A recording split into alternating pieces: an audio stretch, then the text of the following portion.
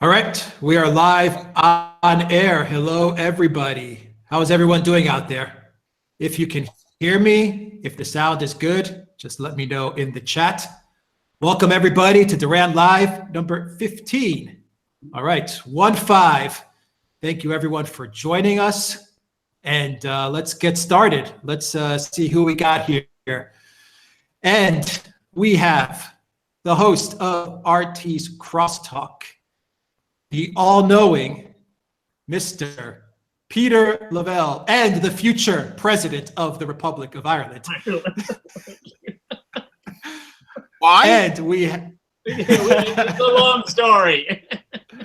Long story. All right. Sound is good in Germany. Okay, great. Thank you. Thank you. Loud and clear. Okay, super. And we have the all-powerful man in Moscow, Mr. Mark Sleboda.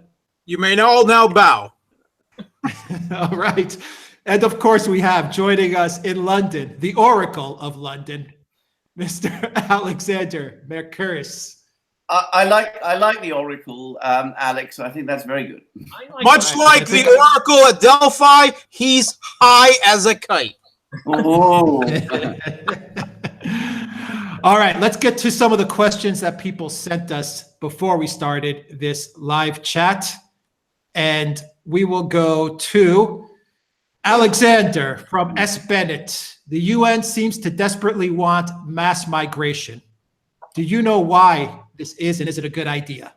Well, I don't know that they actually positively want mass migration.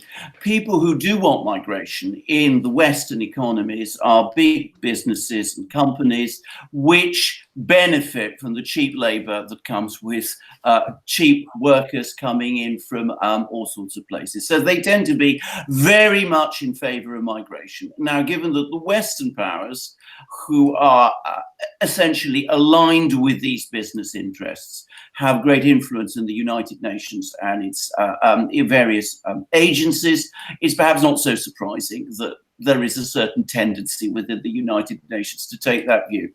I think, to a greater extent than that, there is a certain ideological bias within the West, and again within the UN, that follows from this, in favor of allowing movements of peoples, allowing refugees to move about, and things of this kind. But I don't think we should overstate it. I don't think this is coming from the UN. I think if you're wanting to talk about great movements of people around the world, they are the product of Western economic policies and of Western regime change wars. Regime change wars which have destabilized vast regions of the world and have triggered refugee flows as a consequence. All right, great. Thank you for that question. Mark, a question from Harry C. Smith. It's a long question, but I'll break it down and I'll boil it down to the essence. Between Moldova and Ukraine is a little known piece of land called Transnistria. They speak Russian, they're of Russian origin. What is happening in Transnistria, and why is the world not paying attention to it? Well, maybe it's not well known in the United States, but of course it is very well known in Russia. Moldova, like many of the countries, the post-Soviet countries, had a ethnically, or you could even say, rather than just ethnically, identity-divided state. Moldova is one of those where a large portion of the population, roughly half of it, identified with Romania and had a very strong pro-Romanian identity.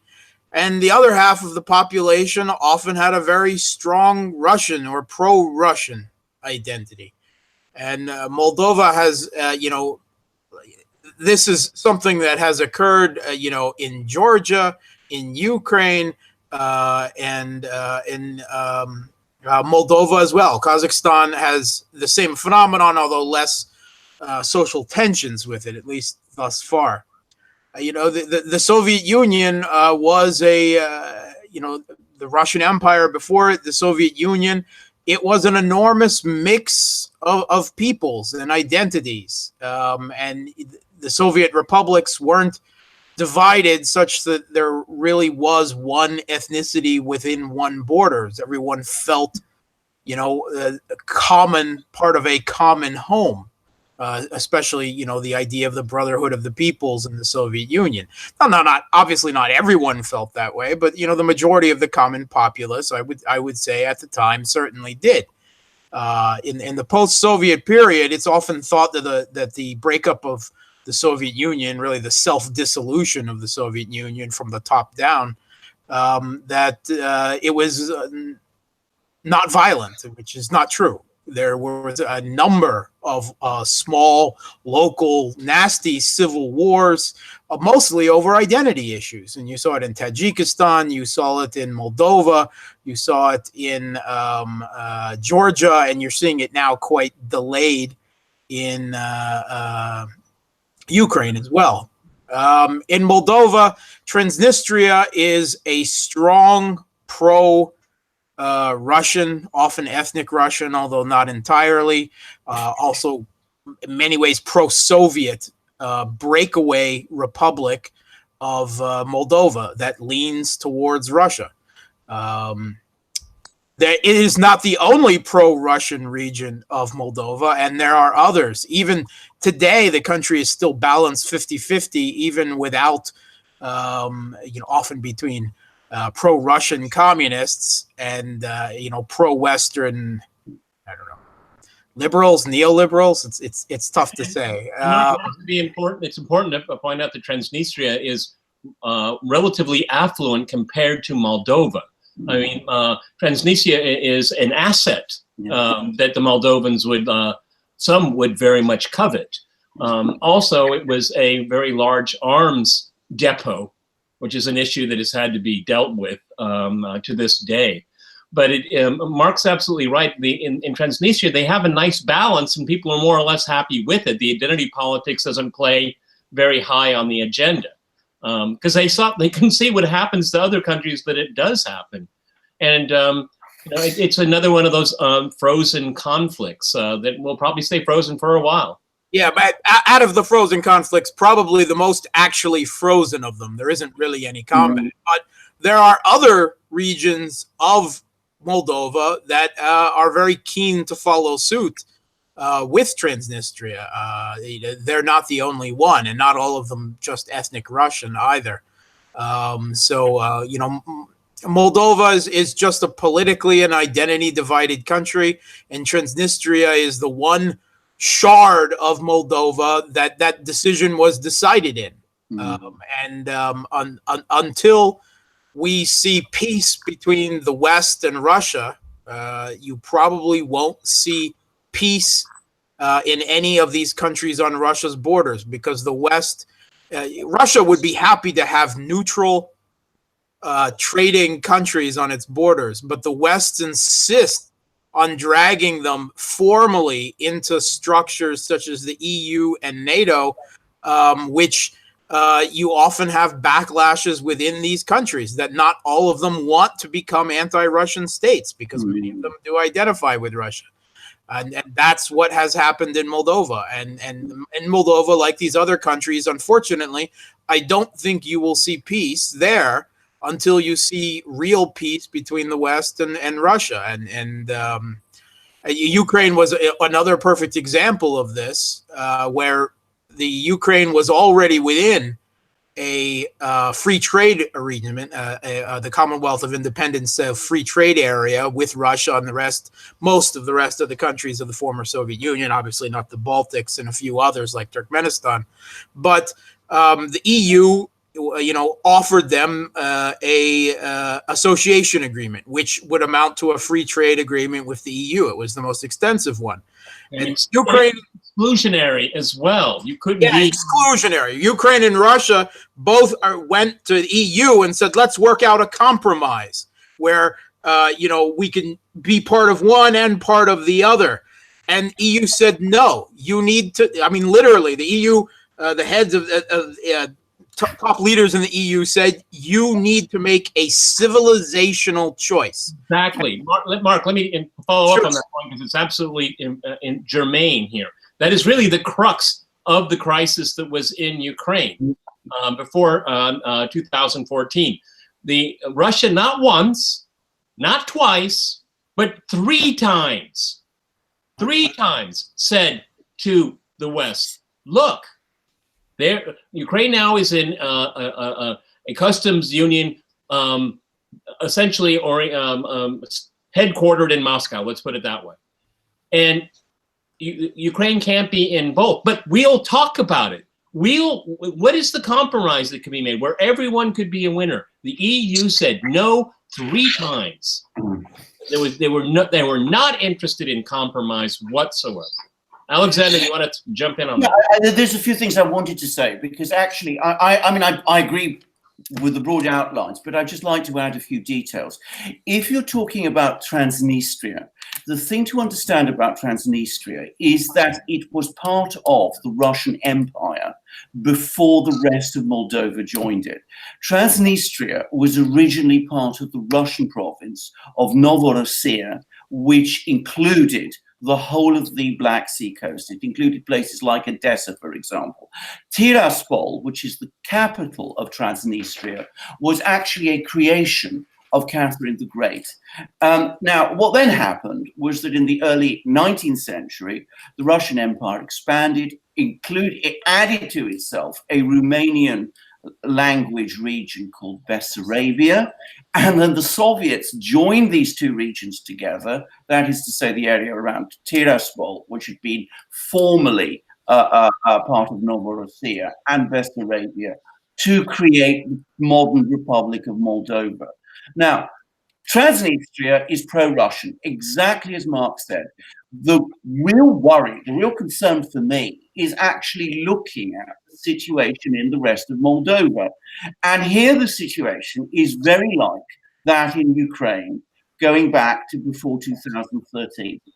In that you have a popular pro-Russian president, who is Igor Dodon, and you have a group of parties who are obviously Romanian, some of the Romanian-speaking parties, who are strongly pro-Western, and who have managed to basically change the outlook of the Moldovan parliament, despite losing the last Moldovan election, in order to continue to pursue pro-Western policies.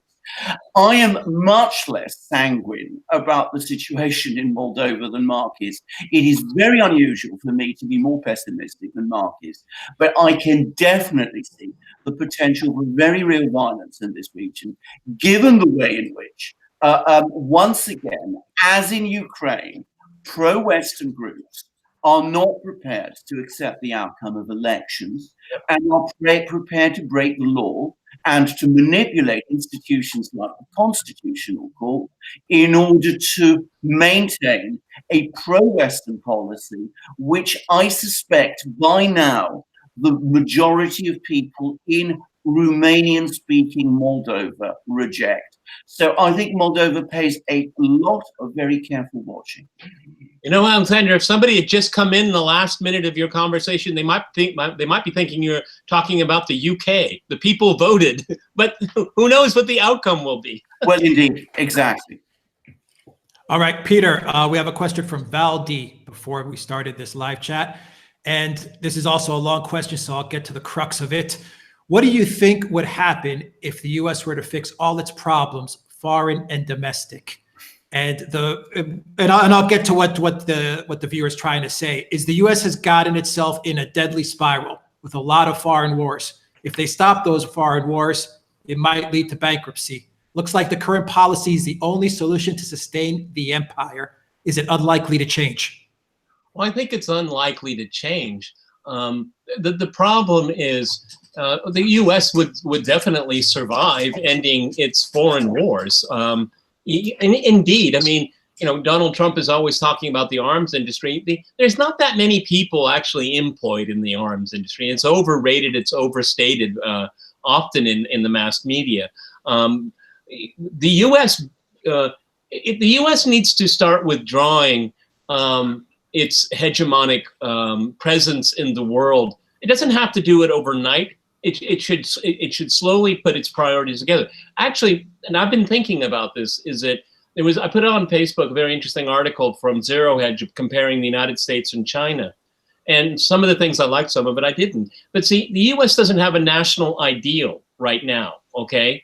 Identity politics have taken over. It's one elite class that have very minor differences, actually, but they don't have a national goal anymore. I mean, I'll give you kind of like what might seem kind of trivial. I mean, Dwight D. Eisenhower made a national goal of the interstate system in the United States. Okay, it was something that people were really proud of, and it was infrastructure. And this is something the U.S. desperately needs, because it can keep fighting its wars, but if its infrastructure crumbles at home, then it actually ends up looking like what was called a third world country, when the United States is fighting in what used to be called third world countries.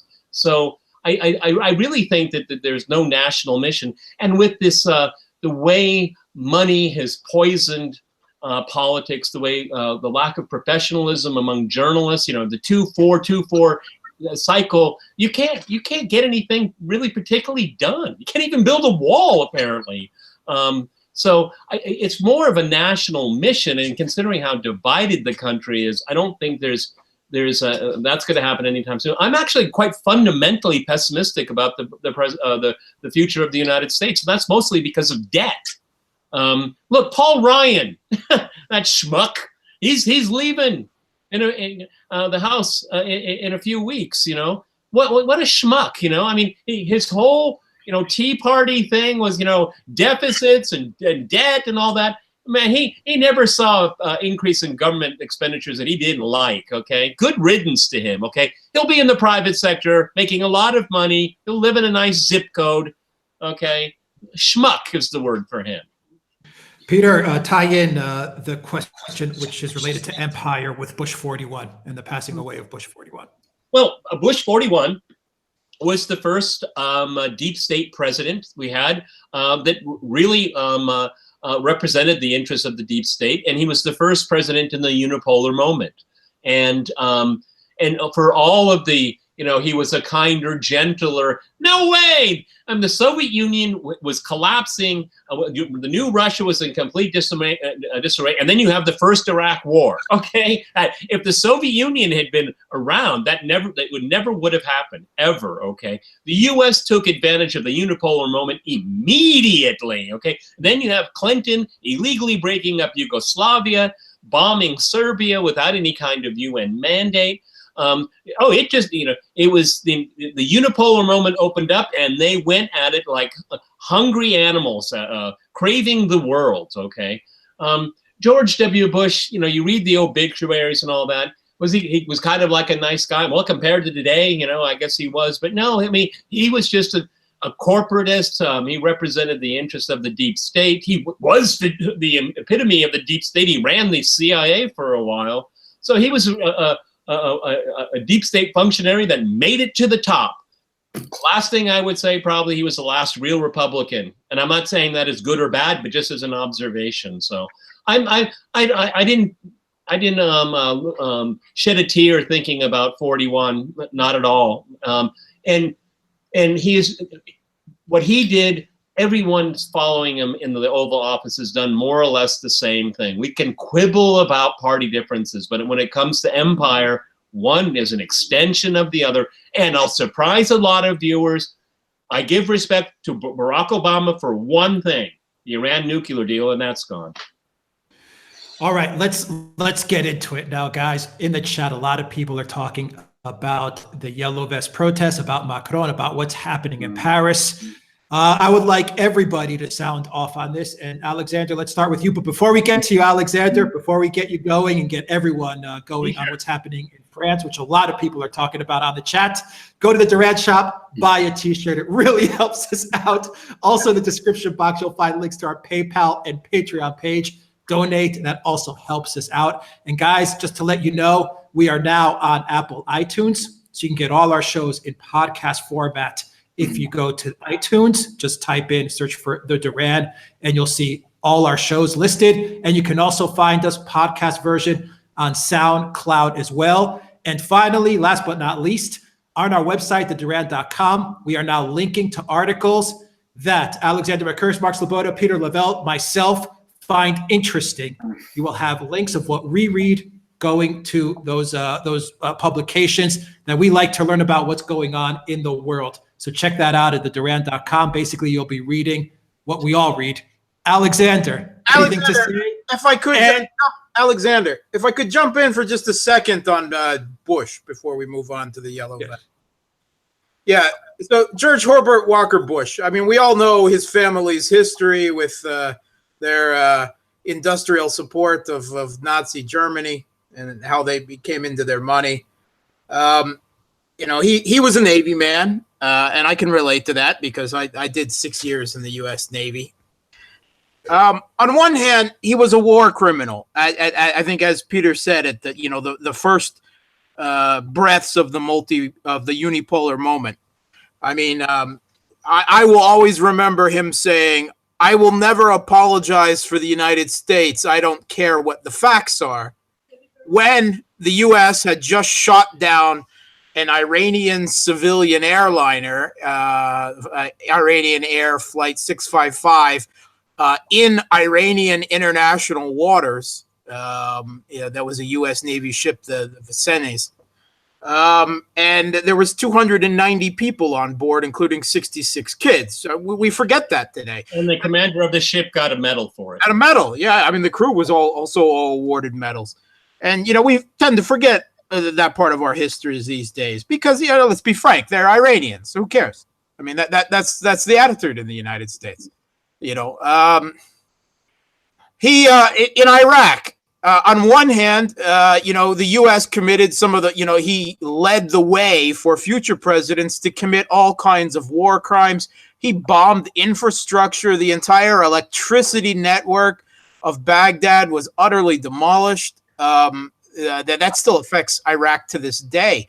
He was the first to use depleted uranium ammunition, which still has and will for generations have a terrible poisoning radioactive effect, causing cancers and all kinds of birth defects in Iraq. He bombed hospitals. He bombed all sorts of things. And the way we were led into the war with the U.S. ambassador to Iraq giving these mixed signals, the fact that Kuwait was slant oil drilling oil away from Iraq to begin with, not that that justifies an invasion. And then who can forget the Kuwaiti incubator babies, pretext, false flag. That was one of the precursors. Mark, don't forget, too, once Saddam said that he wanted a cessation of hostilities, there was huge massacres. After they said, okay, armistice, okay, then some of the most horrific atrocities were committed. But on the other hand, he didn't. He resisted a lot of pressure to go to Baghdad and overthrow the government, which his son then made the mistake of doing because his people told him it would cause all types of ethnic and religious chaos, and he would fill the void. Oh, really? Also, George H.W. Bush, he spoke out against the breakup of the Soviet Union into different ethnically based republics. He spoke against Ukrainian nationalism. He said a hateful nationalism based on ethnic hatred, that the U.S. would not support the breakup of the Soviet Union into different republics, that would be bad. So he was, on other ways, he was a very realist president. So, like most human beings, he had a mixed legacy. He was maybe the last realist U.S. president, going into this unipolar moment. And there was some good and there was some bad. I'll tell you one thing that I read that I'm pretty sure you don't know about. In Skull and Bones, George Herbert Walker Bush was granted the title of Magog, which, according to their rituals, is awarded to the person with the most sexual pulls and experience. So evidently back in his university days, I know it's kind of hard to imagine now, especially with all the growing up of women, but evidently he was quite the ladies' man. So Alexander, it's a great segue to talk about Macron in France. Well, indeed. I mean, Macron, great ladies' man. Well, mama's boy. I mean, what is happening with the protests in France is an inevitable consequence of the dysfunctional system in France. I was actually talking last night to an Indian academic who's based in France and has lived in France for decades, and she tells me what I've been hearing from lots of people who I have contacts with in France. The situation there is very bad. The economy is not doing especially well. There is a very high youth unemployment. The government doesn't seem to govern very much for the interests of ordinary people who feel neglected and ignored. And the real problem is that the political system in France has become incredibly rigged. And it became very rigged, very obviously rigged, during the last presidential election in France, when through all kinds of very complicated manipulations, the ultimate insider, who is Emmanuel Macron, a former banker, a former minister of Francois Hollande's discredited government, a man with, shall we say, a curious history, managed to become president of France, being presented to the French people, who were never taken in by this, not as the ultimate insider, which he is, but as an outsider. And as an insider, masquerading as an outsider, he has now pursued policies which the French people overwhelmingly disapprove of. He seems to be moving France towards a more American, British-style economic system, at least that's his ideas. He is pursuing very strong identity policies in France. He did some disastrous photos, which he published on Facebook, which with all kinds of, rather strange-looking men with, bare-chested men, which of course reinforced rumors about his own sexual orientation, which he has denied. He is somebody who talks about French nationalism being, nationalism generally being a bad thing in a country where nationalism, ever since the French Revolution, has been at the center of French identity and French society. He has actively pursued policies of European integration, which have meant that France essentially has bought into a strongly Atlanticist foreign policy, which again, many French people disapprove of. And not surprisingly, finally, lots of people in France, hundreds of thousands of them, seeing a president who is so remote from them, so completely contrary to their traditions, they're protesting, and they're protesting in their hundreds of thousands. The problem is they are leaderless. There is no political force in France to lead them, because as in the rest of Europe, politics in France has become completely technocratic and dysfunctional and captured by the establishment. So the political parties, as they once existed in France, don't really exist anymore. And of course, there are no real institutional vehicles to take these protests forward. Now, France is, of course, the country of revolution. Who knows? Maybe this thing will blow up further. But I have to say, the chances are that he will make some concessions and he will remain. And in a couple of years' time, he will lose the presidency, because he was going to become as discredited as his two immediate predecessors, Sarkozy and Hollande, are discredited.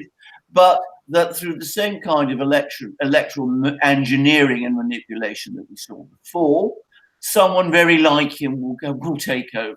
And that will increase even further the sense of alienation and anger which exists in France, until eventually we do see a final break. But I think that is some way off. I find it very interesting. I agree completely with what Alexander Mercouris just said there. I mean, he's going to have one term, but he'll go into the private sector and he'll make even more money. Okay, look at Barack Obama, the billion-dollar industry right now. Look at the Clintons, but they stole when they were in power. They've been stealing ever since. Okay, I mean, this is a trend. This is a trend. You know, when you make it the highest office in the land that you used to. And let's give George H. Bush a little credit. I mean, he kind of went off the stage and he did the dignified thing. Fair enough, okay? But now almost all of them now, that's just one step, you know. It's you know, get on the boards of these great corporations and really just rake it in. I mean, that's, you know, they all go to the bank. I mean, the sense of priorities are so lost right now. Okay, and voters know it. Voters see it. Okay, I'm sorry. Go ahead, Mark. You know more about the yellow vest than I do. I did think it was hilarious that Macron got off the plane at G20 and there was nobody there to meet him except for people in yellow vests. It was hilarious. And he shook the hand of one of them. Yeah. Obviously not the same people, but so, you know, the yellow vest protests started out with, protests over fuel prices and increased taxation. But they've spread now, right? You know, they are against the entirety of the neoliberal economic policies of the French government. Now, not just his administration, but the neoliberal policies of the former supposedly socialist president and all the way back to Sarkozy, right? They consume people on the far left and the far right, right? This is entirely across the spectrum at this point. And it's become, large-scale protests against Macron personally, but also against the French political establishment. I'm still amazed. I'm still flabbergasted that the French people elected this smarmy, cocky, little, insecure, neoliberal, globalist, literal, actual Rothschild bankster to be their president. I don't think, unfortunately, you know, let's have a moment of realism here. The French institutions are strong, even with the head of the French police union going on RT this week and saying that the French police are with the people, with the yellow vest protesters. Still, I think the institutions in France are too strong, you know, to see any type of yellow vest actual revolution take place. But I think the real story here is going to be the aftermath. And I think these yellow vest protests are going to lead the way for Marine Le Pen to come back and storm the halls of French power and the French establishment and win the next election. Marine Le Pen's poll numbers are now higher than Macron's. That's where I think there's going. And I think there's a lot of room for, exactly like with the yellow vest protesters now, for a lot of broad agreement between between Le Pen's formerly named National Front, you know, supposedly on the far right, to reach out to the far left, because actually she has pretty leftist, statist economic policies, which I very much approve of. So I think there's room for, like what happened in Italy, for a right-left extreme coalition to overthrow a corrupt, bureaucratic, technocratic, triangulated neoliberal center with aggressive foreign policies like you see in most EU states, you know. And we've seen this trend growing and growing and growing in multiple countries. We saw it come to victory, surprised everyone in Italy. I think we'll see it in France as well. And I just kind of top it off. I think that a growing trend. What we saw in Italy is replicating itself in France. Mark is absolutely right, and I think it'll turn into a continent-wide phenomenon. I think this is the beginning of something we have said repeatedly on this podcast: is that the center, what is presented as the center, is collapsing because it doesn't produce results for the average person. Yeah. And with Italy, what's going on in France, it is a demonstration effect. It is a new paradigm. Will it work? I don't know. Okay. But certainly people know what doesn't work now. All right, guys, smash that like button, share this channel with everybody. We have close to 800 viewers now, and send us your super chats. And we do have a super chat from Fender. Alexander, what do you make of the raid on Deutsche Bank? Is it the deep state trying to delay its inevitable collapse? Thank God for the sanity of Putin. Well, I don't think it is a part of the deep state trying to avoid its collapse exactly. I think it is part of the deep state continuously doing what it can to keep control, and we should only see it in those terms. Now, of course, Deutsche Bank is a very important bank. It is the most important bank in Germany. It is the bank that was at the forefront of Germany's attempts to become involved in the world financial system. It also has major trading links with Russia. It has economic links with Donald Trump.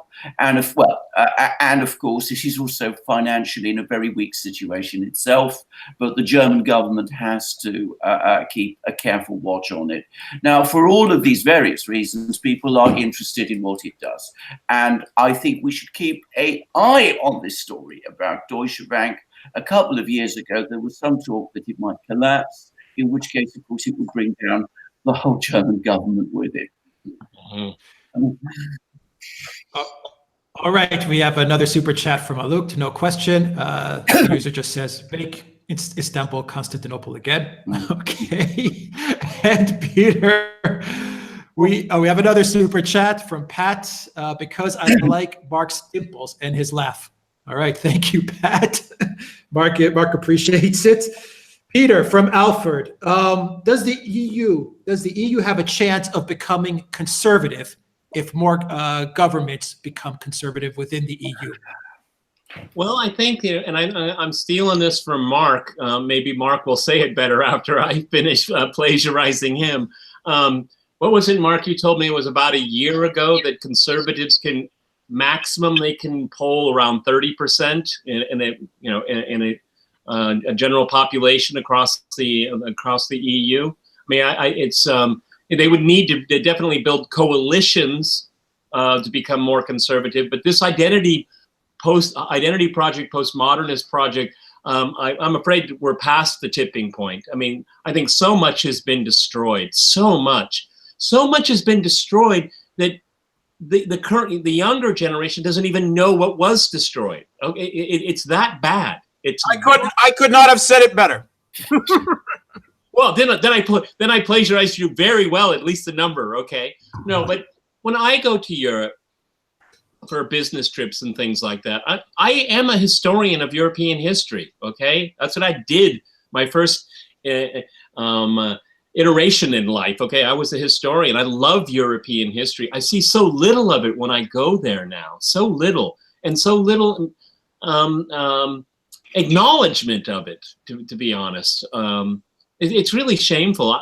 I'm deeply pessimistic about Europe too. See, this whole identity project. They creating a new man. Social engineering it. No gender, no borders, no family. It's a catastrophe because the people that are moving there, migrants, they don't think that way. They think in terms of their religion. They think in terms of their family structures, their hierarchies. They're going to maintain them. They want, a lot of them just want the free stuff, the largesse. Okay, this immigration is on top of this ideology. It's part of the ideology. Is the destruction of European civilization. So much so that younger people, born now all the way into their 30s, have very little knowledge of it. And they're not given, it's not passed down as a tradition. This is how you destroy nations. This is how you destroy people. It's being destroyed within. And the elites are more than happy to go along with it. As I always say in these podcasts, it doesn't affect their zip code. Okay, fine. All right, Mark, a question from Matthew. Can you see a new continental European war in 20 years? Oh, in 20 years? Continental. Well, I mean, let's remember, we are seeing a war in Europe right now. All right. Yeah, it's small scale, right? We've had the counting stopped at like 10,000, but in the certainly less than 20,000 probably dead total in Ukraine, right? And this is still a war of the formation of nationalism of nation states in Eastern Europe, which is still going on, right? Western Europe is already postmodern and abandoning nationalism while encouraging nationalism in Eastern Europe, right? To limit Russian, influence, and to pull, these countries once and for all into the European orbit. But not just nationalism, ethno-nationalism. Yeah, specifically ethno-national. I mean, that is the academic definition of it. Yeah, but it's often blurred beyond, distinction in the Western media. Ethnic national, which is a European ideology. I mean, it originated in Europe, and it has been intrinsically involved in democracy as we know it. Other than, you could say, the cases of the United States and Russia, where it's not based on a single ethnic national identity. In Europe, Western Europe, as they're pushing nationalism on Eastern Europe, all right, again, as part of a geopolitical project, they are presenting an example of trying to force their own people, their technocratic leaders in Brussels, to drop their own national identity at the same time. And I am not a supporter of ethnic nationalism, right? I certainly don't see it in Russia. But once it's already there, because first of all, I'm not a supporter because it's a bloody ideology. It's a bloodier ideology than capitalism or communism or any of the other isms, including many religions, ever were, because it says that the borders of one ethnicity should be congruous with the borders of a political state, right? Which entails huge amounts of ethnic cleansing, genocidal wars. There were hundreds and hundreds of years of genocidal, fratricidal warfare involved in spreading nationalism and creating nation states in Europe, starting with the wars of Spanish succession, all the way through the 100 Years' War, the 80 Years' War, all the way up through World War I, World War II, the Yugoslav wars, all the way up into Ukraine today. And could we see a European continental wars in 20 years? Absolutely, right? A lot of Eastern European countries in particular have border disputes, and we will see other countries drop out of the EU. I have no doubt. We will see the EU, if not collapse, then it won't exist in its current form. A lot of these countries do still have these bloody, ethnically divided borders, and then, you have the Turks who love to play a game in Southern Europe with Albania and Kosovo and so on, and it doesn't mesh well. If the EU withdrew from the Balkans, you would definitely see wars there again in a heartbeat. The thing is, it's really interesting is that, we constantly go back to this topic, and what Mark is saying is fascinating. With the neoliberal model collapsing, it opens the door to ethno-nationalism, okay? And Western elites do not understand that, because it's almost like, it's kind of like an atheist can't comprehend a religious person. They just can't comprehend it. And this is what's happened here. Look what happened after World War I and the collapse of liberal democracies all across Eastern Europe.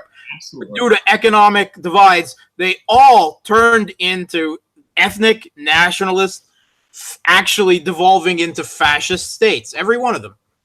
And with the exception of Czechoslovakia, that is whitewashed away, everyone. That no one wants to talk about it, because the Cold War whitewashed that all away. The country I lived in and the country I know best in Eastern Europe, of course, is Poland. And if you look at what the Pilsudski regime did against the ethnic Ukrainians in the east of Poland, remember the Polish border was much further east then. And academics that actually research it are shunned, okay? You're not supposed to talk about the blemishes of ethno-nationalism in your own nation state. So the EU is supposed to be the remedy to all this, but the EU is becoming, what is it? What is it? Worse than the disease. It's, this is what's happening here, and they're unleashing inadvertently ethnic passions. It's not being channeled in the right way. Go ahead, Alexander. You've been so patient. I basically agree with much of this. I mean, I am not predicting a continental European war in 20 years, but neither can one exclude that possibility. I disagree with Mark, by the way, about Ukraine. I don't think that was a small war at all. I think that was actually a very big war. I think Yugoslavian wars were pretty big wars. And I think that there is lots of possibilities when you look at the situation in Eastern Europe, when you look at the forces of militarization which have been happening in Europe. All of these make wars very possible indeed.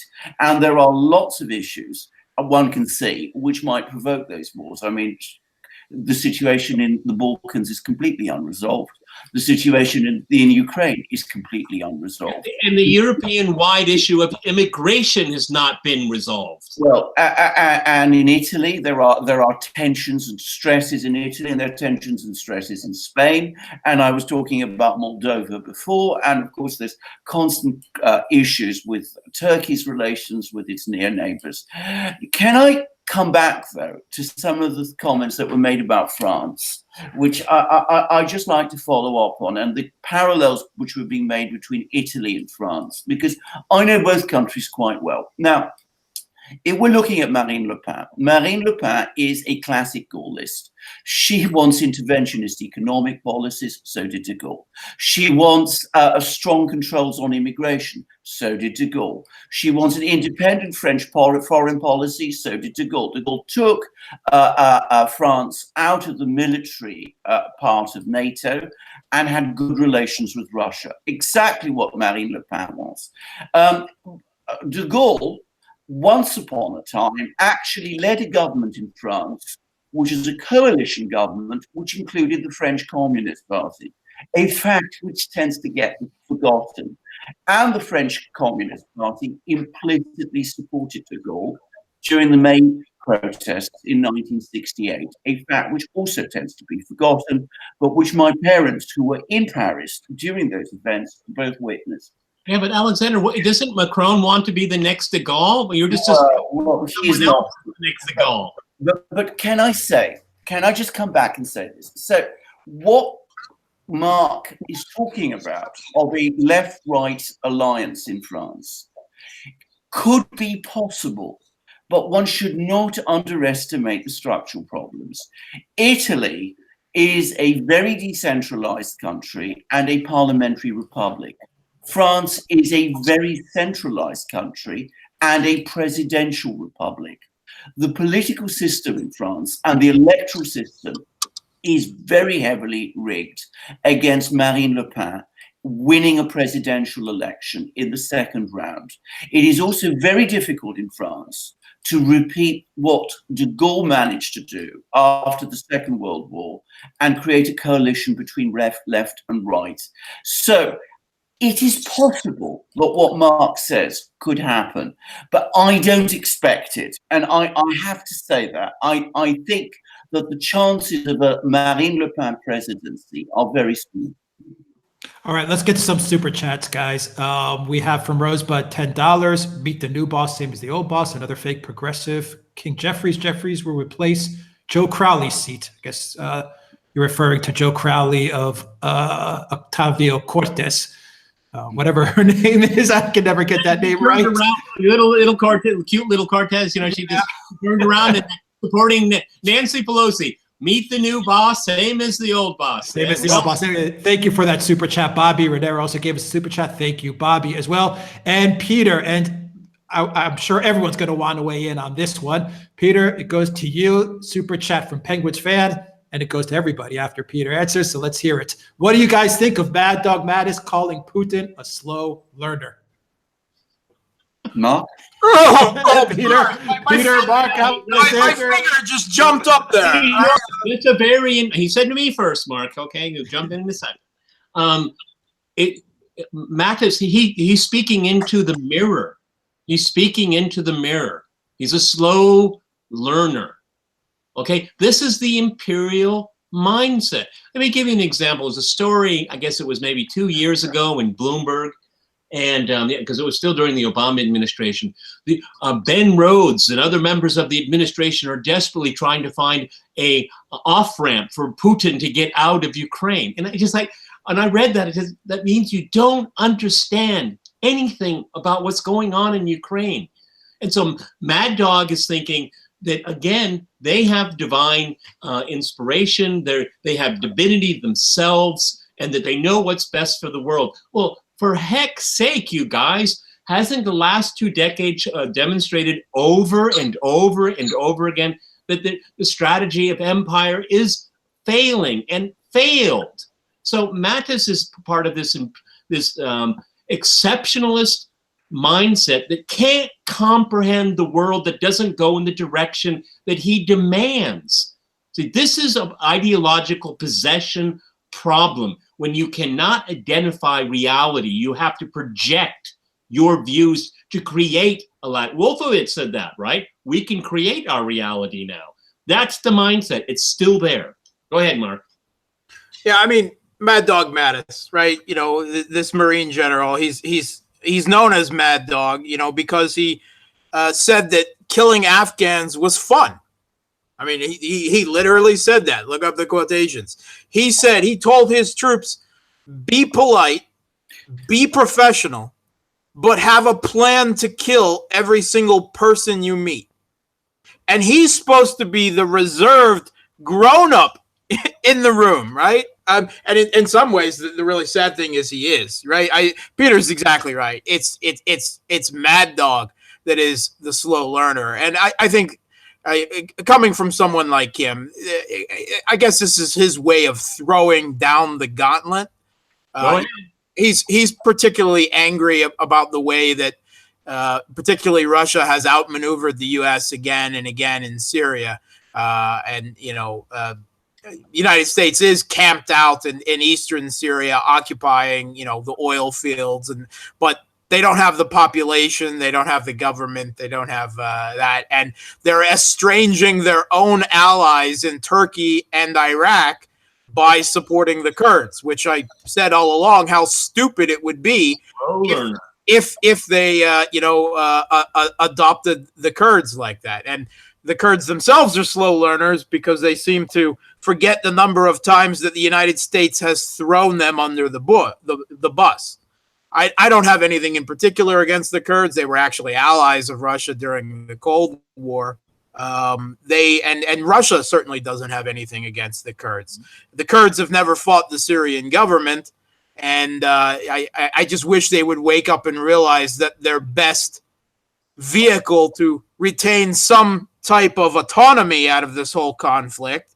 And I give them credit. If they had ever turned on the Syrian government and hadn't been fighting ISIS and CIA-backed Islamists, the Syrian government in Damascus would have fell. It didn't because they didn't. I'm waiting for their political leaders to wake up and realizing they can get a lot more with Putin and the Syrian government than they ever will with the United States, who will throw them under the bus for Turkey and to preserve relations with Iraq at some point in the future. And the fact that Mad Dog is sitting on top of all of this, as the head of the military and the Pentagon, it shows how much of a slow learner he is. You can't have a Kurdish state, when every country surrounding them, Iraq, Turkey, Syria, Iran, is not going to allow it. And once again, the U.S. will eventually throw the Kurds under the bus, and I hope they come down to a realization of where their own, best interests lie, and it's not with the Mad Dog. He's the slow learner. Alexander. The Kurds will be there way longer, much longer when after the Mad Dog leaves. Okay, it's a political reality, and Mark is absolutely right. And it's already been publicly voiced about a post-war settlement, constitutional reform, and recognizing the aspirations of the Kurds within a Syrian state. It's already public. It's already on the table. And Russia, as an ally of Syria, has pushed that. Iran isn't particularly happy about it, but it's on the table, all right? So Mark's perfectly correct on that. Sorry, Alexander, go ahead. Yes, I agree completely with both your analyses, especially, and I totally agree with everything Mark has just said about the Kurds, and I endorse that wholly. The one point where I do disagree with you both, is you call him a slow learner. I don't see him learning anything at all. It seems to me that I see with people like Mattis, the same thing coming again and again and again. And I have to say, I mean, he's a general. He's in charge of the Pentagon. One would assume a person like that would have some kind of strategic insight. Here he is being horrid to the Russians and saying all sorts of ghastly things about them and talking about confronting them, essentially, again, in places like the Sea of Azov, of all places. At the same time as he's got the US military locked in confrontation with China. That seems to me the opposite of learning. That is total intellectual bankruptcy. And it seems that there doesn't seem to be anybody within the military, the US military, in any senior position who's challenging this disastrous policy. And Mad Dog Mattis is certainly not doing it. And I don't see any sign it's ever going to change. Did it? They'd get somebody else that would, okay? It's pure and simple, okay? Peter, we have a super chat from Beatrix. Do you think American exceptionalism is past its sell date? Oh, absolutely. It's negative returns. Negative returns.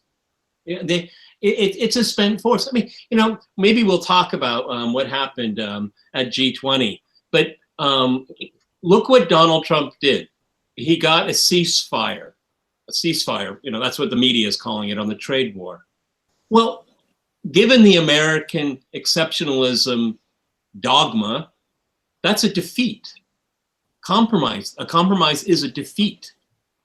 And so the Chinese come out as a winner because they have a lot of cards to play. The deficit, the trade deficit that the United States has with China is increasing, not decreasing. Okay, these issues are not being addressed right now.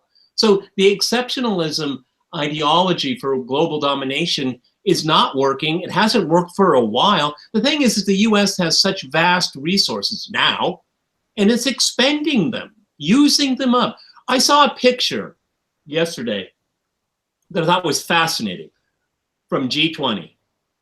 Chinese leadership, the Indian leadership, and the Russian leadership. 3 of them sitting around a table.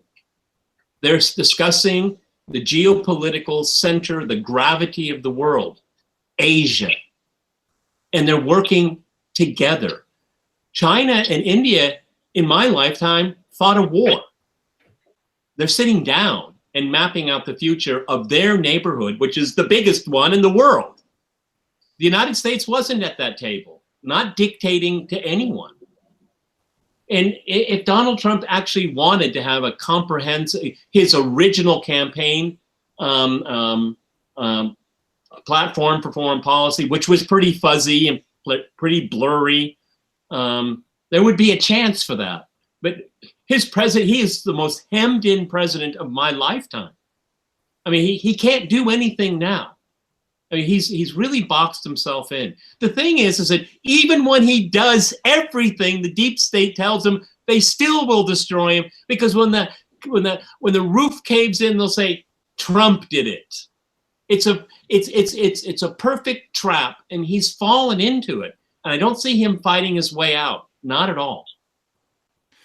Alexander, we have a super chat from Speedy Anarchy. Does Russia have a central bank? And if so, what is the difference between Russian central bank and the US central bank? Right, Russia most certainly does have a central bank, and it is extremely powerful. In fact, it is the dominant force within Russian economic policy at the moment. That may be a bit of an overstatement, but it is a very powerful force indeed.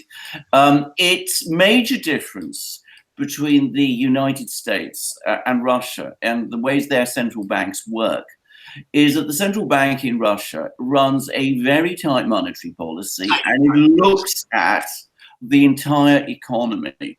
The US Federal Reserve Board, runs a very, very loose monetary policy. It still does, even now, when the interest rates have been rising. And not only does it do that, but of course it does that because it is helping. It sees its function not as helping the entire economy, but as helping the financial institutions in Wall Street that are the prime beneficiaries of this loose monetary policy. If we go back to the Russian central bank, what the Russian central bank has been doing over the last few years is that it has been closing down one Russian bank after another. I have lost track of how many banks it has closed in Russia. Weak banks.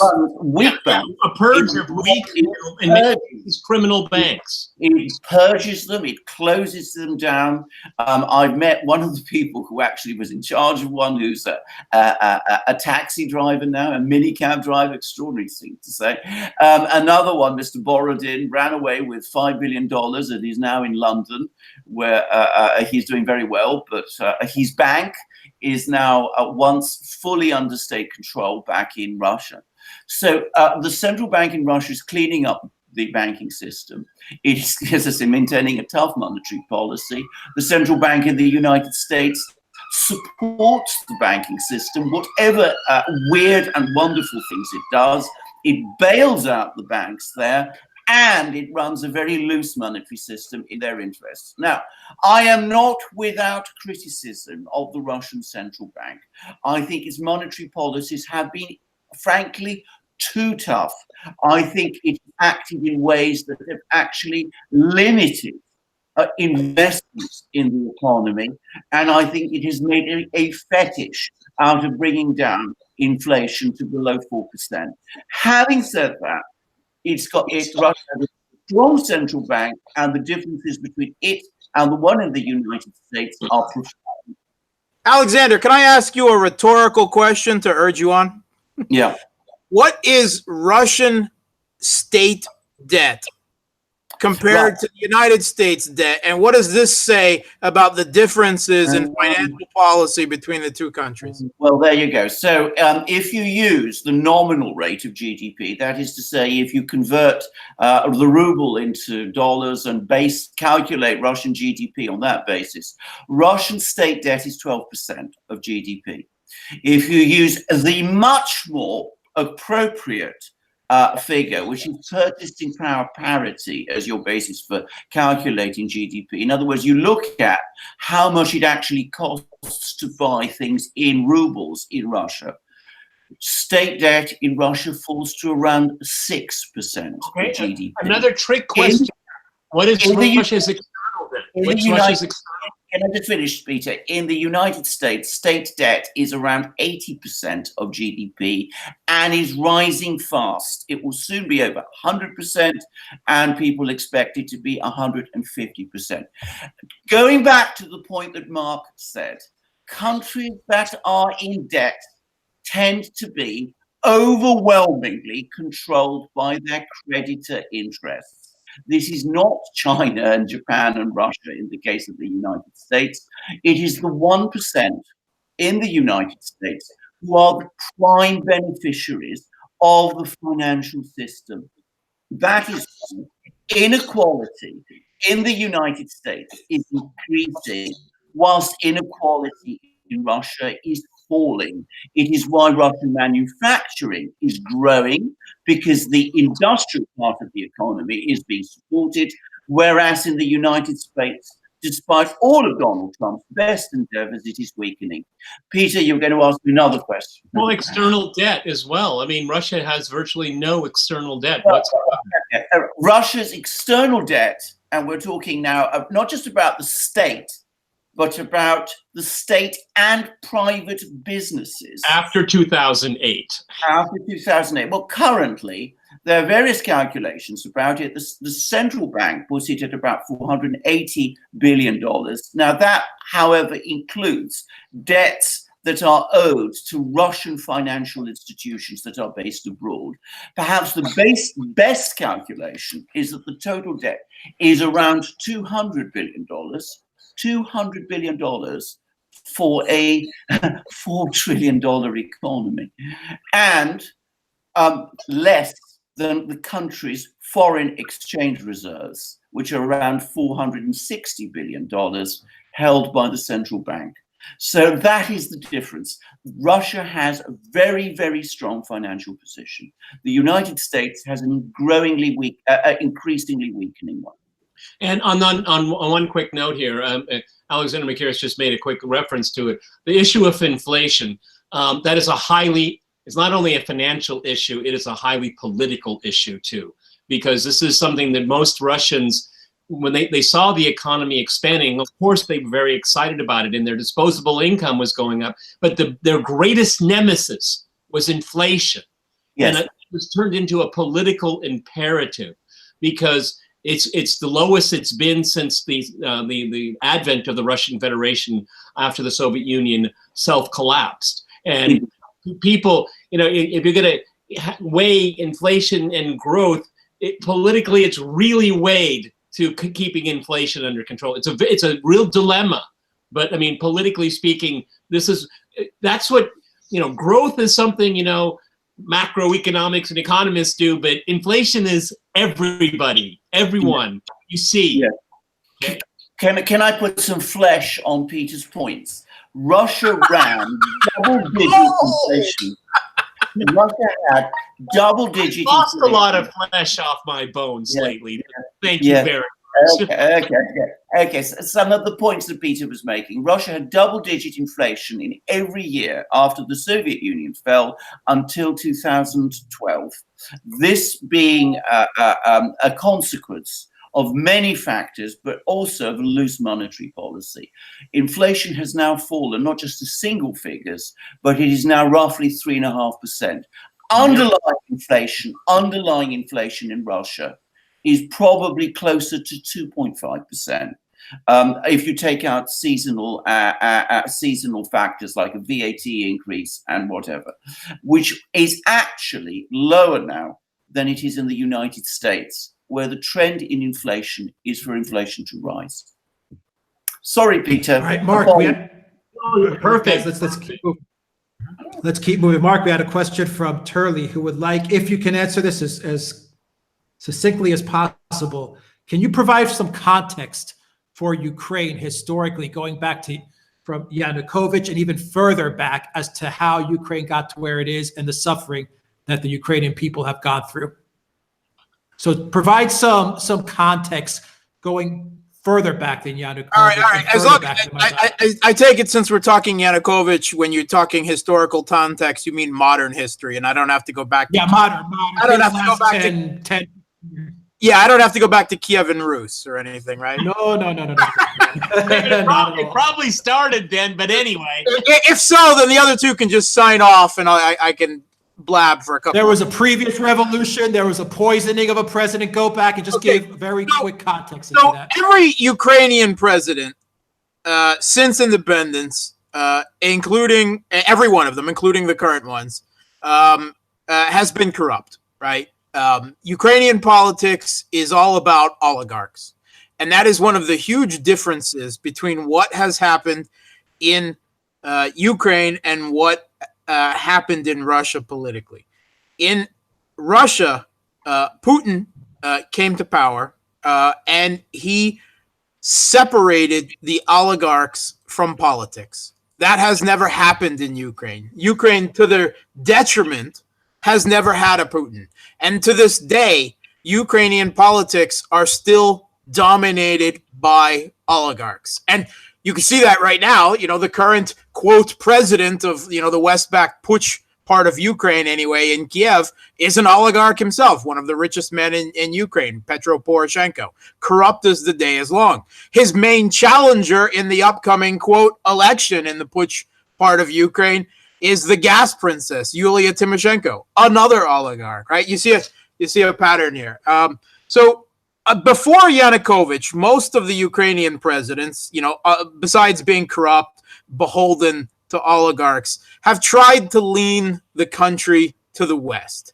But all of their economic interests are actually with Russia, which has made very, very little sense. But they are beholden to their own elites and their own oligarchs, whom have done very well and don't want to see the rise of someone who will separate them from the political system the way that has been done in Russia, right? They enjoy using their money to buy political influence and often offices themselves, or, at the very least, laws. So Yanukovych is no different in that respect, right? He was beholden to East Ukrainian oligarchs. He represented that. It's often said that described in the press that he's pro-Russian. That is such complete nonsense. In fact, it's often said in Russia, it's often acknowledged that Putin actually preferred to deal with Tymoshenko when she was prime minister, the Yanukovych. Because at least you could cut hard deals with her. Yanukovych was always trying to squirm and wiggle and squeeze the most out. Yanukovych was elected not because he was a good leader, but by the same calculation that all democracies make as the lesser of two evils.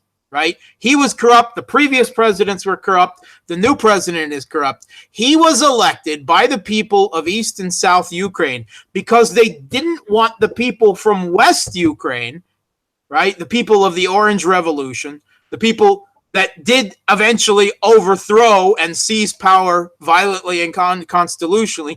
They didn't want them to come to power. That's why Yanukovych was elected, because he at least gave lip service to the Ukrainian version of identity politics and promised when he was running that he would make Russian, which is the dominant language in Ukraine, for those of you who don't know it, he vowed to make it legally equal on a par with Ukrainian, which he never actually did.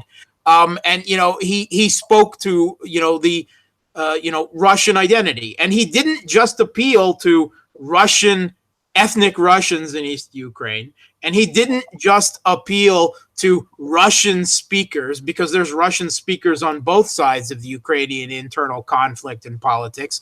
Most of them are Russian speakers, especially when it comes to the internet and education and other things.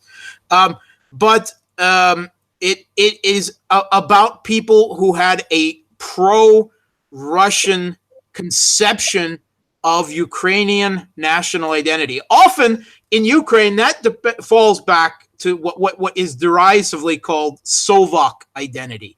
That is, they remember the Soviet Union nostalgically and fondly, if only because Ukraine has never had anything better. They've only gone from worse to worse. So yeah, I mean, a few people have gotten, the oligarchs have gotten ultra rich and obviously are enjoying life much more. But, the majority of, life in Ukraine has never improved, whereas in Russian living standards are largely higher, in many ways than they were in the Soviet Union, even counting the translation to a capitalist economy. So, in the end, Yanukovych pushed for the EU association agreement, which has confused some of his voters, but they went along with it because he campaigned that it would bring miracles to the Ukrainian economy. And he did it because his oligarchs saw some advantage in it, right, for their own personal pockets. Even in the East.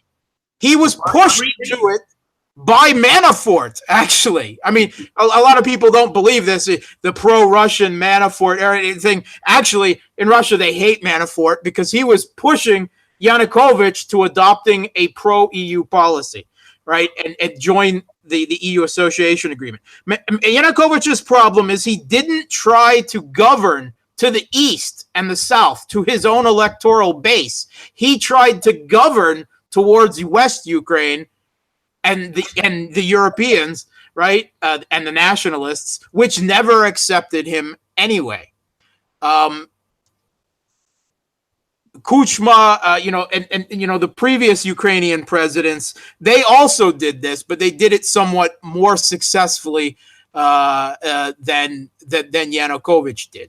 Yanukovych's big mistake, remember, even the EU, the OSCE, and everything says that Yanukovych's election as president was the most democratic election in Ukrainian history, certainly more so than the last one with literal guns and grads and banning of parties and lustration going on. I don't consider that a real election.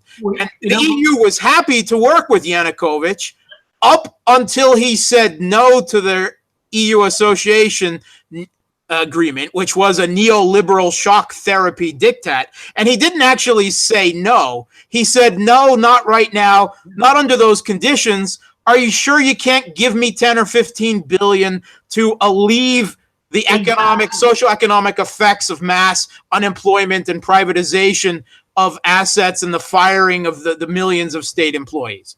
The thing is, it showed that Yanukovych was not a very adroit politician, because he got himself into an amazing bind, because Eastern oligarchs, just remember, there were the oligarchs in the Party of Regions, which was banned later. They wanted to have a European Association agreement to start cleaning their money. They wanted to get into Western financial institutions for themselves, not for Ukraine. Okay, money laundering, right? And the Russians were wondering what the hell was going on here. And we've already said it in this podcast. I said, well, maybe we should have a deal for all three countries, a trading deal where everyone can win. The European Union said no 3 times on that. And then Alexander Mercouris, how many pages was it? One time I had it memorized. It was huge. It was about 1,000 pages. And well, I could well imagine that Yanukovych had it on his desk, and he went through every single page. He got to the end and he said, where's the money? There's no money in it. Yeah. And how much it would be, the Russians were willing to guarantee a $5 billion, was it $15 billion, okay? Yeah. And the $5 billion of it tranche was given. And so Yanukovych he's got, the money in his hand, he's got this association agreement, and he didn't know how to manage both at the same time.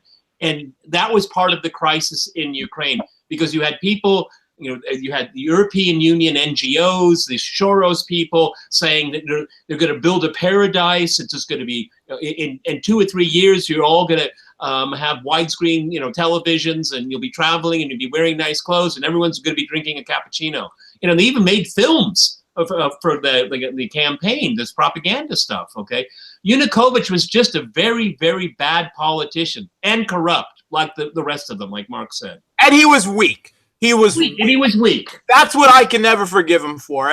He's Ukrainian. You can forgive the corruption and governing to the wrong side of the country. I can't forgive him for being weak. He could have ended the Maidan a dozen times over. All he had to do was order the Berkut, and he fiddled because he didn't want to ruin relations with the West, even as he took money, economic aid, from Russia.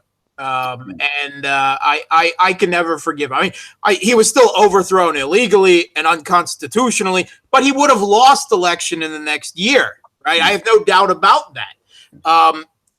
But then, they wouldn't have been able to completely rewrite Ukraine's social political identity and ban the Party of Regions and all the leftist parties in the country. What they did by having the Maidan and still just waiting to beat Yanukovych electorally, they completely got rid of the political representation of East Ukraine, and it doesn't exist to this day. Right, all the Party of Regions, all the leftist parties in the country, the socialists, the communists, all the major political representation of East Ukraine that existed was banned, lustrated, and pogromed in order to forever, in this moment, this period of shock after the new, seizure of power of the government and under, the militia's jackboot, to permanently drag Ukraine as they saw it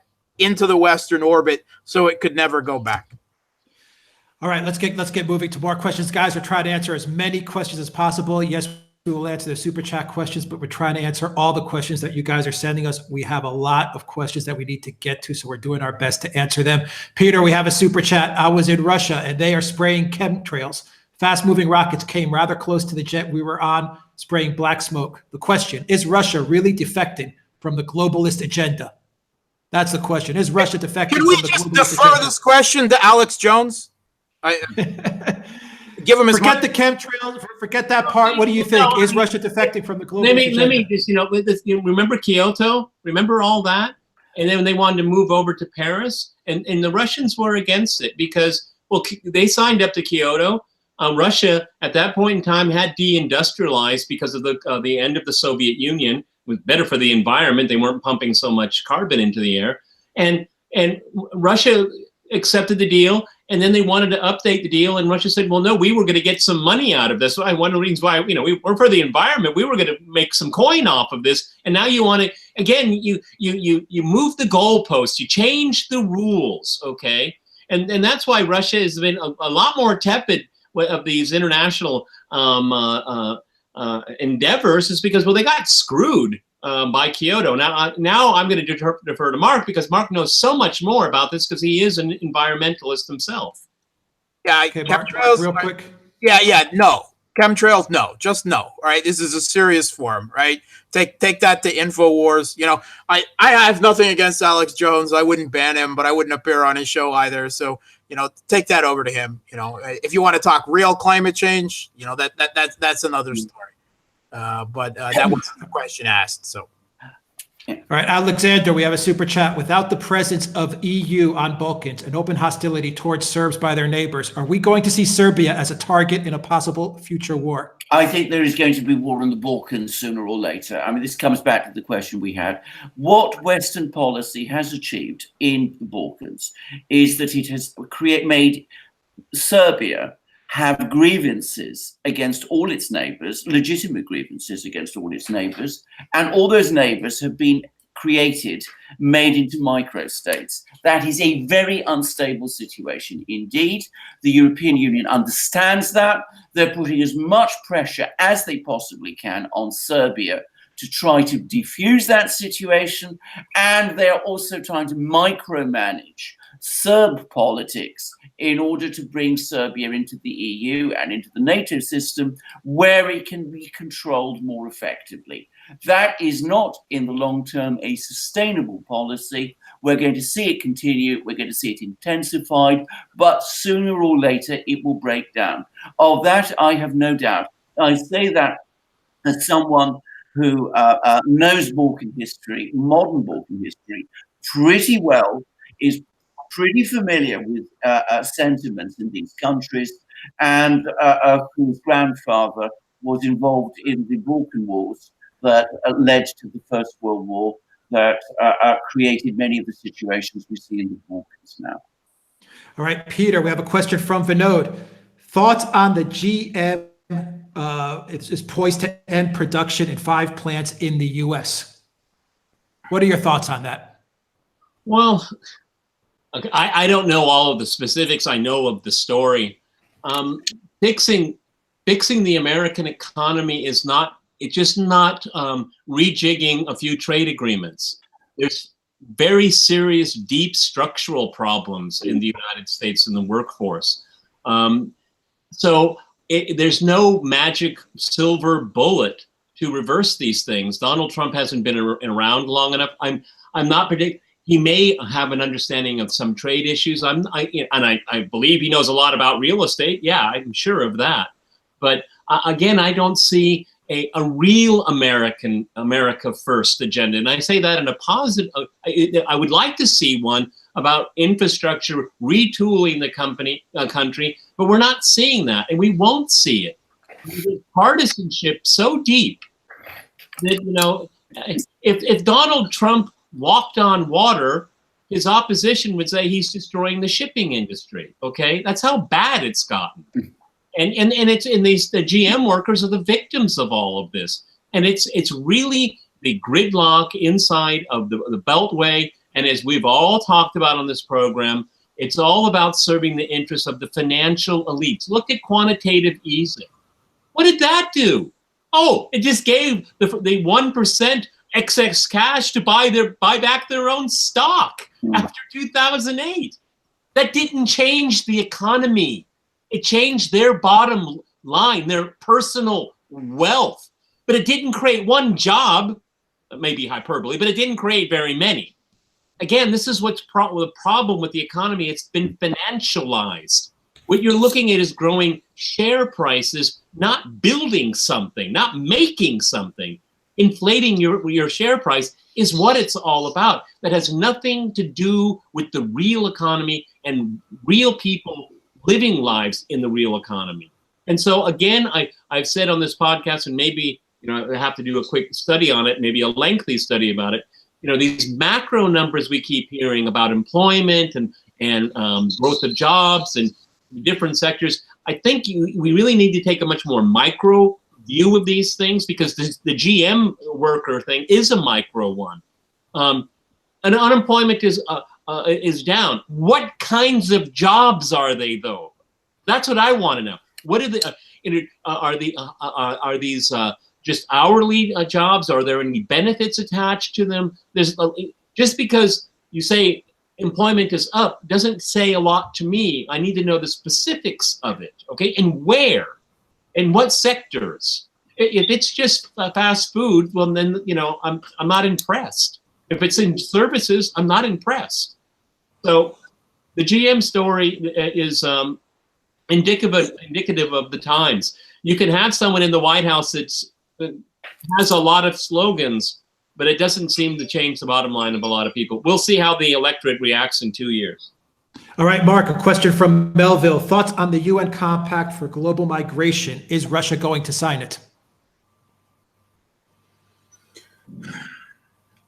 My first impulse is to say that Russia will not sign it, but unfortunately, the Kremlin elites often love to be a party to some of these multilateral agreements and institutions, despite Russia's own best interests and things like the Council of Europe, the European Court of Human Rights, and so on are just one more example of this. I think Russia joining the World Trade Organization, what it did was a huge mistake, and thank God for the sanctions has helped us alleviate that and rebuild the agricultural sector. So it's possible that they will join it and then wiggle out of any actual implementation of it. Now, Russia is the second biggest country in the world in terms, I think it's fallen temporarily because of the mass migration that Merkel accepted into Germany. But for several years, Russia was, and I expect it to be in the future, the second country in the world for immigration, legal and illegal, migration, illegal and illegal, right?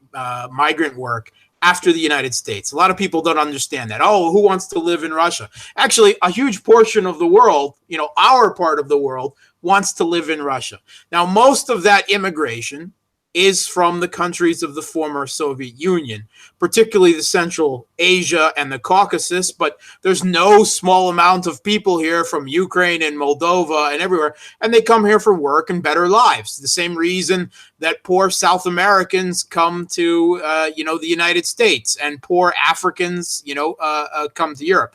The difference, I would say, is that the people that are coming to Russia today as immigrants largely were actually part of the Russian Empire and were part of the Soviet Union and have a much better relation and ability to absorb and live in Russian society. Now, there has been a little bit of upsurge in ethnic nationalism here, but it's kind of a knee-jerk thing, and most people, when you confront them on it, are embarrassed and actually back away from it. And Mark, a lot of these also have education. I have educations. Yeah, a considerable number of them have real educations, and the rest of them work themselves to the bone. We see it all the time. They call them gastarbeiters. These poor people, they work themselves to the bone for really low wages. Actually, I think something should be done to help integrate them and doing. So it's a different immigration problem, right? We don't have this mass immigration of people who can't blend in with our society because they have blended in with it for hundreds of years. So we don't have the same type of migration issues that they do in the West. I'm sympathetic to those in Europe who see large numbers of Islamic, often Wahhabist in particular, immigrants that aren't integrating well into their societies. Russia doesn't have that problem. For one thing, Russia has a large percentage of its own population that is Muslim and has been that way for hundreds of years. I hate to abuse you, but of any false conceptions, but Russia has 5 traditional state faiths. It's a multi-confessional country with 5 major state faiths and a multi-ethnic country with over 200 just indigenous ethnicities to Russia, not counting all those from the former Soviet Union and elsewhere. So while I'm sympathetic to people in Europe who want to protect their societies and so on, we don't have the same type of issue when most of the people immigrating to Russia today were an accepted, easily absorbed part of Russia throughout its history. And they can speak Russian for the most part. Maybe not always very well, but communicative Russian they can speak, okay? For the exact reasons that Mark has already stated here. They already have familiarity with the language to one degree or another. They understand the traditions of Russians and other major groups here. And there's an acceptance of it, okay? I see every single day people that have come from the south of Russia's border that are very grateful to be here. At times they're treated, some people treat them badly, but for the most part, it's just part of the tapestry, okay? And it almost never bat an eye, ever. All right, Alexander, we had a question from Sorrento's Moon. What has happened regarding the MEPs trying to thwart Russia's attempt to get Cyprus to help trace the laundered Hermitage capital money, the profits in particular, those connected to the Magnitsky Act? Well, there's going to be enormous problems for anybody actually investigating in the West the money that went to Cyprus and to anywhere else in Europe, and which ended up with Hermitage and which has anything connected to Browder. My understanding is that the Cyprus was essentially threatened and told that any investigations that were undertaken into that field would be looked upon extremely negatively by the European authorities, and that Cyprus might suffer consequences if it persisted with them.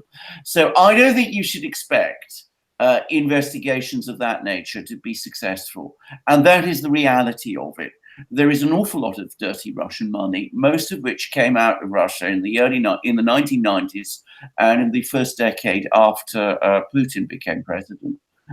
I think that flow of dirty money has now largely ended. Oh, yeah. A great deal of resistance to any serious attempts to investigate it here in the West. And the country, of course, which has done this and taken this to the ultimate is, of course, Britain. And Theresa May's government has consistently acted against any attempts, either by the Russian authorities themselves or by various people in Britain, even by people in Britain who are hostile to Russia, to investigate this question of dirty money from Russia at all seriously. There's plenty of London banks like the dirty money, okay? Let's face it. Peter, it's not just Russian bank. It's not just British banks. It's British lawyers. It's British estate agents. It's British accountancy firms. It's the medieval structure of the City of London. Exactly. And they are the same people. Can I just say something? I mean, we hear an awful lot about offshore companies in the Cayman Islands and the Turks and Caicos and the Channel Islands. The City of London. All these things are operated out of the City of London. You're absolutely right, Mark. That is where it happens. That's where it takes place. Cyprus, not so much. Cyprus is not really part of that world to anything like the same extent. But London is at the center of it. And that's where you should look. And it is no coincidence at all that Mr. Browder of Hermitage and Magnitsky fame has British citizenship and lives here in Britain. All right, Peter from North Idaho Exposed wants to know, what are your thoughts on the Washington Post article about renaming a street in front of the Saudi embassy after Khashoggi? Well, I would answer it this way. Can we get the name of all of the Yemeni children that have been slaughtered by Saudi Arabia and its Western allies? Maybe they should have streets named after them. Khashoggi, it looks like he was chopped up into pieces, okay? And that's wrong. He was, nominally speaking, a journalist, but he was also a deep state player, deep within the Saudi royal family. His parents were very much, his family itself was very much involved. So I'm not really all that concerned about naming a street after Khashoggi at all. But I think and Mark and you, Alexander Mercouris, were on Crosstalk today, and I'm not going to let that topic go out of focus. Okay, so I would prefer to think about victims that were willfully bombed and are not allowed to protect themselves. That's what my concern would be, not Mr. Khashoggi. All right. Mark, a question from Catherine. Is nuclear energy good or bad? That's a good question. All right. And again, full disclosure, my job in the U.S. Navy was a nuclear engine, in the nuclear engineering department. I was a nuclear reactor operator. I mean, you've all seen Homer Simpson. Well, I did what Homer Simpson did, minus the donuts, on top, at the, in control of the nuclear reactor from reactor control on a warship, the last nuclear cruiser in the U.S. Navy, actually, USS South Carolina.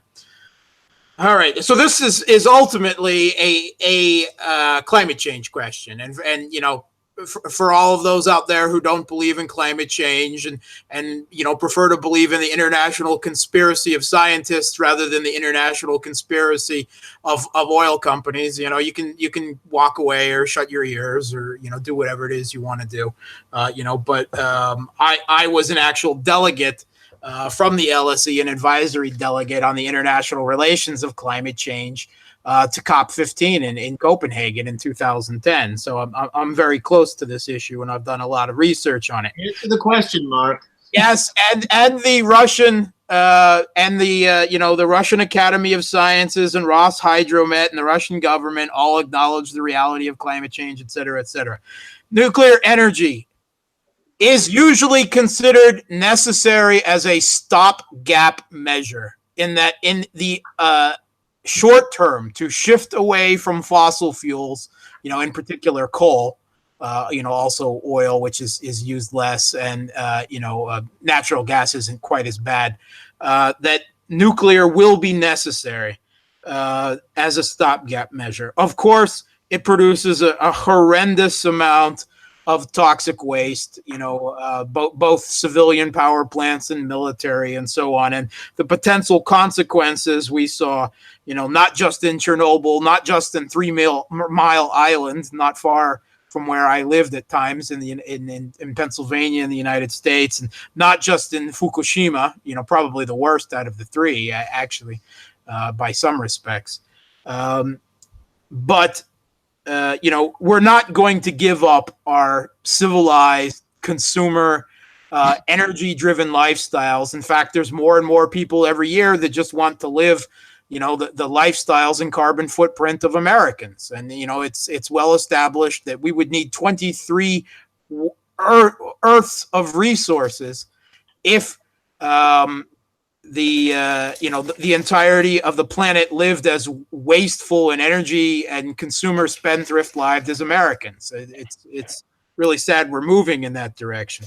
So nuclear energy, it may be a necessary temporary stopgap in the idea to transition away to more alternative type fuels, but I'm really skeptical of that. I'm not a big fan of nuclear power, having served as a nuclear engineer myself. I think it's far more likely that our most of our civilization will collapse before we transition away from fossil fuels. However much a part of that is nuclear or not. The French have have done pretty good with it compared to most countries. They have a higher percentage of nuclear than just about anywhere else. Russia has a not insignificant part of it, but they also have a not insignificant part of hydroelectric energy as well. And, you know, Russia is an energy superpower, whether you're talking fossil fuels, gas, oil, coal, hydroelectric, building dams for other countries, nuclear, building nuclear power plants for other countries. You know, Russia is an energy superpower. They build energy in all its forms. I guess the only thing they don't do is solar panels, because there's really not enough sun here in Russia for half the year. Well, you can say that again. It's a temporary stopgap measure. It is usually considered, but I don't think we'll ever actually transition. I'm very pessimistic on the future of the planet and climate change. So I think it may be necessary as part of an adaptation strategy. All right, Alexander, a question from Michael. Do you think the real reason for the Ukrainian junta's martial law in all the ethnically Russian areas is to prepare for a mass purge and theft of Ukrainian Orthodox property? Well, I certainly think that there is always that danger in Ukraine, and nobody should be under any illusions about it. I mean, let us be quite clear. There is a very, very dangerous ethno-nationalist ideology abroad in Ukraine. And if the people, some of these people had their way in Ukraine, a purge of the kind of what you are describing, that the question is described, is entirely possible. Having said that, I actually think that this particular martial law decree has more to do with President Poroshenko's personal domestic political problems in the light of the coming elections than that larger, grander, frankly, well, very dangerous strategy that I was talking about.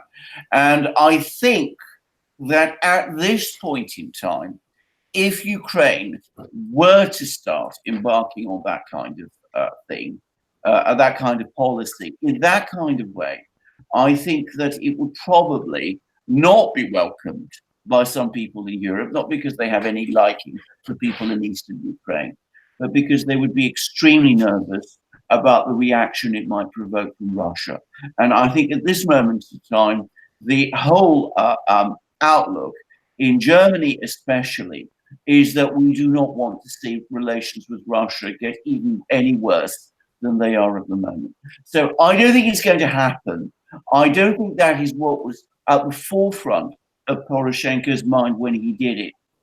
I think in Ukraine anything is possible, and that what the question had described certainly is. Peter, when Trump said that he was going to not meet with Putin, the U.S. media and the White House said that they're doing this in order to isolate Putin. Do you think Putin was isolated at the G20? Not at all. Not at all.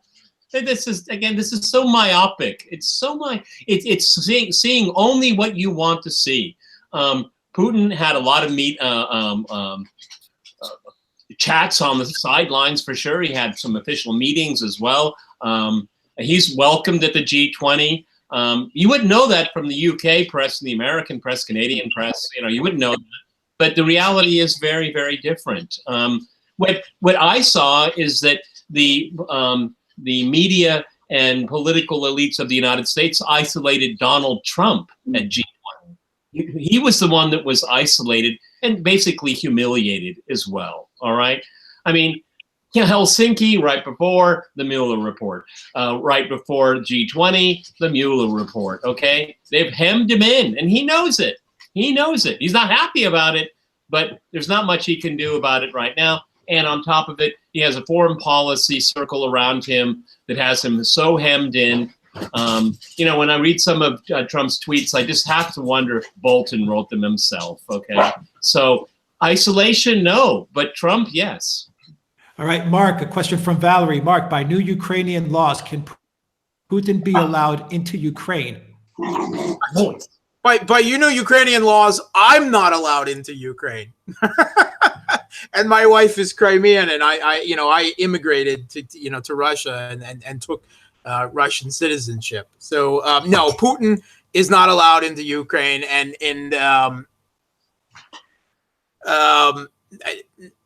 technically, according to this, insane, anti-Russian law that, the Westpac putsch oligarch Poroshenko has passed in Ukraine, it says no men between the ages of 16 and 60 can enter Ukraine now, which is insane considering the number of Russians that do work in Ukraine, often doing educated, technical, jobs and so on, in business and everything else. But even the Western mainstream media, not that they're anyone to count on normally, but when even The Guardian and Medusa, anti-Russian sources, are saying that it's not just Russian men, but women, children, Russians in total are just not being allowed into Ukraine at all.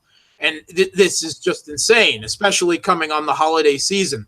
There are not just hundreds of thousands, there are millions of Ukrainians, in East Ukraine, all the way through Kiev, even into West Ukraine, that have family in Russia and vice versa. And this is who this is really affecting more than anyone else is his own people.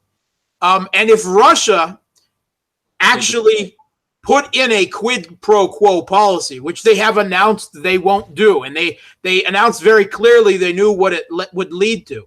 There are more than 3 million Ukrainians out of a total population of 48 million living, working, and sending home remittances, money to their families, that they make here in Russia. And that's not even counting the 1 million plus refugees from Eastern Ukraine that fled aggressor Russia to Russia. That live here, and many are doing the process of actually taking citizenship as well. So this is an absolutely insane step. And Zaharova, the Russian foreign ministry spokeswoman, she said we won't enact a quid pro quo policy because it would lead to national dissolution. She's talking about Ukraine.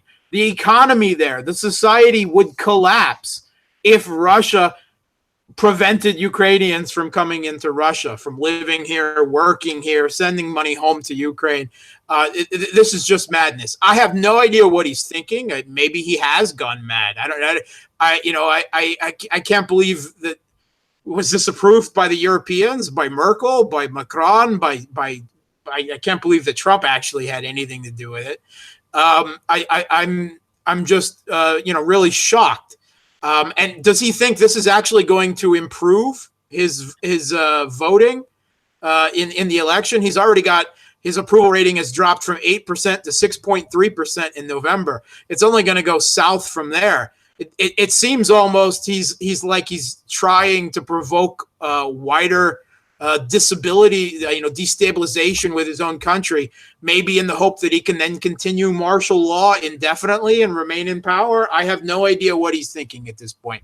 Russia won't reciprocate, and neither I nor Putin nor Russian women, children, or anyone else now can often enter Ukraine.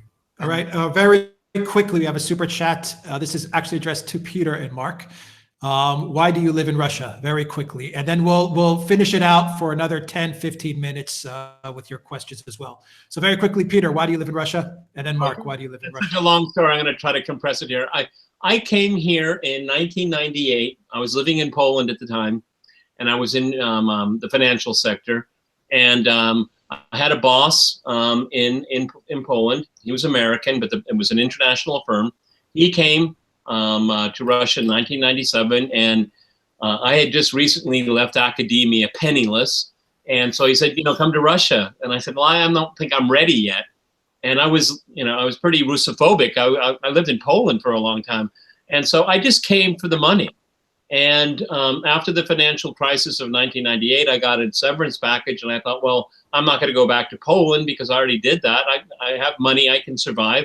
And I decided to stay in Russia and just fell in love with the place. I mean, I love living here. I really do.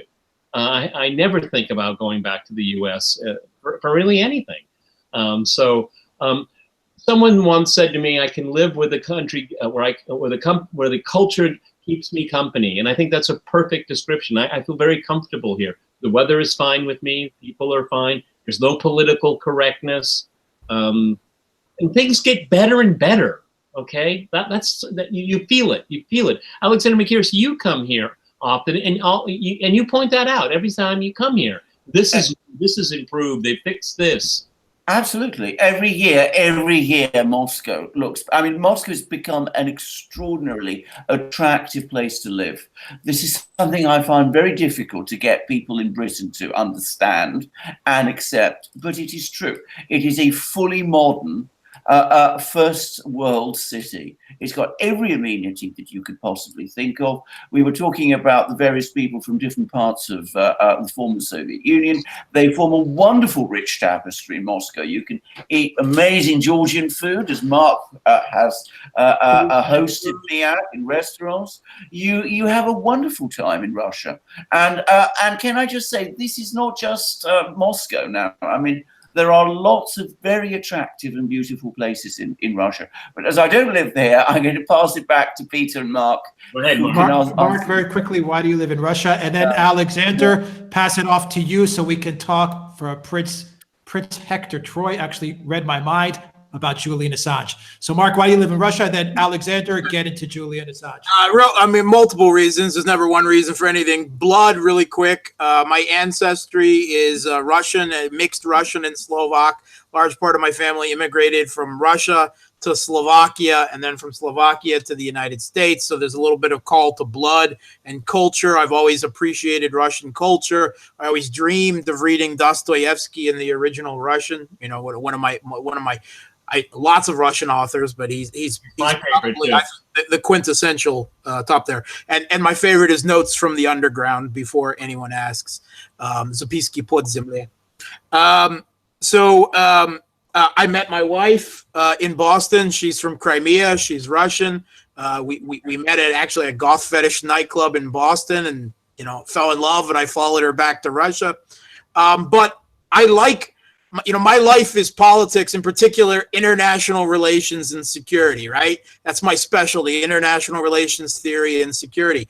And I like Russian foreign policy. I really like the role Russia's.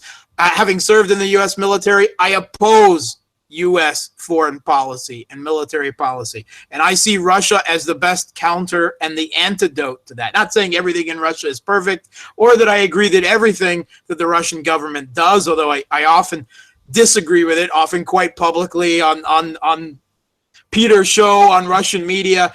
From a hawkish perspective, I think the current government is not strong enough in defense of their national security interests in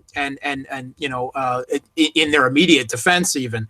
But even socially, all right, this is not a socialist country anymore, right? And that's good. I'm not a socialist. I'm leftish economically, socially conservative, moderately socially conservative, but economically leftish. And that's what the majority of the Russian people are politically. They're moderately socially conservative and moderately socially leftish without being leftist, and statist. And I fit in, my politics fits in here perfectly. It's not a leftist country. It's not socialist, but compared to the United States, they still have free higher education here, free healthcare, not perfect systems, but much better than not having anything in the United States. So it does look pretty leftish compared to the US. And I like all of those things. I like the social conservatism of society here. I like the ethnic mix, the way religions get along here, at least of the traditional faiths. I love the people, the culture, the nature. I'm a huge lover of nature, being outdoors. My wife and I take most of our vacations in the Arctic, so we love life here, and that covers a pretty broad spectrum. But it's never one reason you do these things. All right, Alexander, let's get into Assange. What's going on? What's going on? Well, we're waiting to see. I mean, pressure all the time on him. Ecuadorian government now, clearly, I think nobody has any doubt about this now, forging documents, its own documents about itself, to try and implicate him with people like Manafort, with the Russians. There's these mysterious visits by Manafort, which we're now quite certain never happened. I think it is only a question of time before the Ecuadorians say that he is breaching his amnesty, his refugee asylum conditions, and they ask him to leave the embassy, at which point he will be arrested by the British on the existing charge, which is a ridiculous charge, may I say, that he jumped bail. I mean, jumped bail in light of prosecution, a prosecution arising from a case in Sweden that was never brought and for which he was never charged. I mean, ridiculously abusive use of the prosecutorial procedure in Britain. But anyway, he's still got an outstanding conviction for this, so he'll be arrested for that. And of course, as we all know, the United States has this secret indictment against him, and the US courts, unsurprisingly, are resisting making that public. But the moment he leaves the embassy, public it will be, and the British courts, under an extradition treaty which Britain has with the United States, are certain to hand him over to the United States, where he will be prosecuted and tried under whatever indictment has been made out against him. So I'm afraid the situation is bleak, but we are all waiting to see what's going to happen. I think we need to follow very carefully what's going on with Ecuador, because that's clearly a negotiation underway between the British and the Americans and the Ecuadorian government, with the Ecuadorians, I think, only holding out so as not to look completely humiliated and not appear that they're simply throwing him out of the embassy because the US is telling them to. But they will. But they will. They will find a pretext to do it. So that's what we have to see. I mean, it is a travesty from every conceivable point of view, and there really isn't anything more to be said. But with Assange in the United States, WikiLeaks will, I have no doubt about it, come under enormous pressure. It will close. I've met some of the people at WikiLeaks. I'm very concerned for them. And we will see that whole system of alternative journalism that WikiLeaks had pioneered, we will see that coming to an end. All right, Peter, let's close it out with this final question. Did Assange make a mistake by exposing Hillary Clinton? No. No, No. Not at all. I mean, I truly believe, I think that during the campaign, Julian Assange crossed the line a little bit. It did look like a little bit of a vendetta he had with her. But we do know that WikiLeaks was